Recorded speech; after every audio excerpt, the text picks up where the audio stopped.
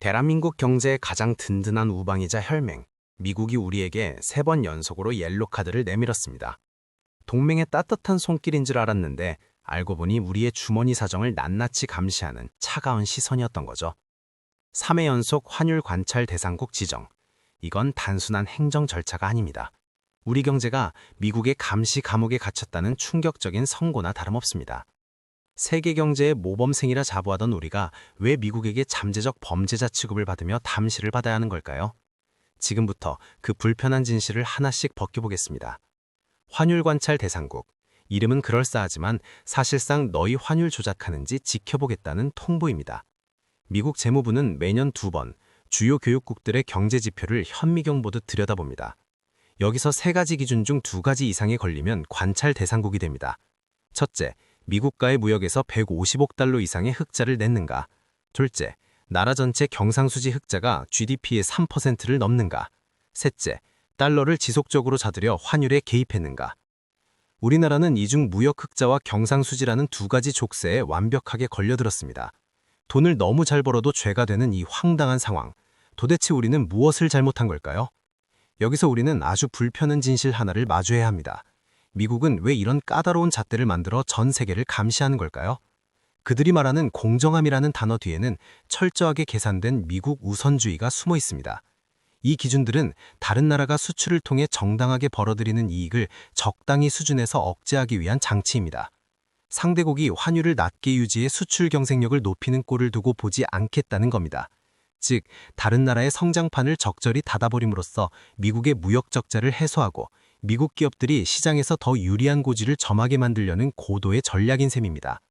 결국 이 게임의 룰은 모두가 잘 살기 위해서가 아니라 미국이 가장 잘 살기 위해 설계되었습니다. 우리의 부유함이 그들의 눈에는 위협으로 보이기 시작했다는 것. 이것이 우리가 직면한 진짜 비극입니다. 그런데 여기서 의문이 생깁니다. 우리나라는 정말 환율을 마음대로 조절할 능력이 있을까요? 결론부터 말씀드리면 예이자 아니오입니다. 우선 예라고 하는 이유는 우리에게 4천억 달러가 넘는 거대한 실탄이 있기 때문입니다. 환율이 급격히 오르면 달러를 시장에 풀고 반대로 급격히 떨어지면 달러를 사들여 속도를 조절하죠. 이를 세련된 말로 미세 조정, 즉 스무딩 오퍼레이션이라고 부릅니다. 하지만 이건 시장의 거대한 흐름을 바꾸는 것이 아니라 급격한 변동에 따른 충격을 완화하는 수준입니다. 그런데 미국은 바로 이 속도 조절조차 자기들의 이익을 해치는 조작이라고 의심하고 있는 겁니다. 하지만 진짜 중요한 건 아니오라는 대답에 숨겨진 차가운 현실입니다. 우리가 아무리 4천억 달러를 가졌다고 해도 하루에 수조 달러 더 오가는 글로벌 외환 시장의 거대한 파도 앞에서는 조그만 조룻배에 불과합니다. 특히 달러의 주인인 미국 연준이 금리를 올리거나 내리는 순간 우리 저거부가 할 수 있는 건 아무것도 없습니다. 거대한 쓰나미가 몰려오는데 바가지로 물을 퍼내는 격이죠. 결국 우리가 하는 조절이라는 건 시장의 흐름을 바꾸는 게 아니라 그저 떨어지는 속도를 조금 늦춰서 충격을 덜 받으려 애쓰는 눈물겨운 몸부림일 뿐입니다. 그런데 미국은 바로 이 생존을 위한 발버둥조차 자기들의 이익을 해치는 조작이라고 의심하고 있는 겁니다. 우리의 방어 기제가 그들에게는 공격으로 보인다는 것.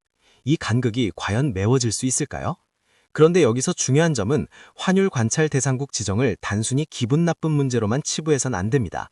이건 경제적 목을 조르는 전조 증상입니다. 만약 여기서 한 단계 더 나아가 환율 조작국이라고 낙인 찍히면 그 파장은 상상을 초월하기 때문입니다. 미국 기업들이 우리나라에 투자할 때 제한을 받게 되고 우리 기업들은 미국 정부의 조달 사업에서 배제됩니다. 심지어는 보복관세라는 무시무시한 몽둥이가 날아올 수도 있죠. 환율 관찰 대상국이라는 건 언제든 몽둥이를 휘두를 준비가 되어 있다는 미국의 경고입니다. 우리의 수출길이 막히고 일자리가 사라지는 최악의 시나리오가 현실이 될 수도 있다는 뜻입니다. 그런데 더 무서운 건 시장의 반응입니다. 미국이 우리를 감시하고 있다는 사실만으로도 외국인 투자자들은 불안해합니다. 한국 정부가 환율을 방어하지 못하면 원화 가치가 폭락하는 것 아닐까라는 의심이 퍼지는 순간 자금은 썰물처럼 빠져나갑니다.